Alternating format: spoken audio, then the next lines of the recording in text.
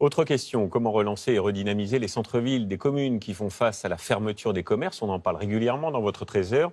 Eh bien aujourd'hui, on vous emmène à Chinon, en Indre-et-Loire, où là-bas, tout est fait pour relancer la vie locale avec des actions que vous allez voir très concrètes.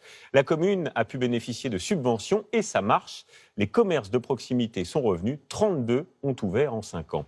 Claire Blondiot est allée sur place avec Julien Delage.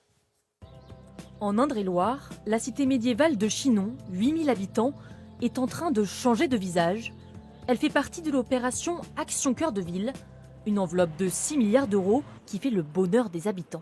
Si la ville est plus belle, ce sera bien mieux pour tout le monde. C'est dans les villes moyennes que la vie se passe, hein. C'est pas dans les centres commerciaux. Donc non, je trouve que c'est une excellente initiative. On a eu par exemple une fromagerie, ça fait bizarre de dire ça, mais c'est un signal de voir ce genre de commerce de bouche qui ouvre. Dans cette commune, les travaux ont coûté 3 millions d'euros.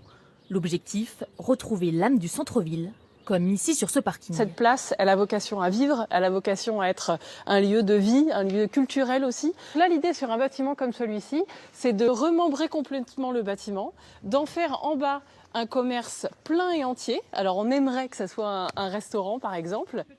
L'idée est aussi d'attirer de nouveaux habitants. Depuis 2018, plus de 50 logements vides ont été rénovés, comme ces anciennes bâtisses. On a des familles qui reviennent, ce qui n'était pas le cas avant, puisqu'il y a des logements où c'est pas simple de vivre aujourd'hui avec une famille dans des logements qui sont mal isolés, où on est en pleine crise énergétique en ce moment, on le sait. Un dynamisme qui séduit. En 5 ans, la ville a accueilli 32 nouveaux commerçants. C'est le cas de Mélanie Légard. Elle s'est installée depuis 1 an pour vendre des produits locaux, attirée par l'attractivité de la commune.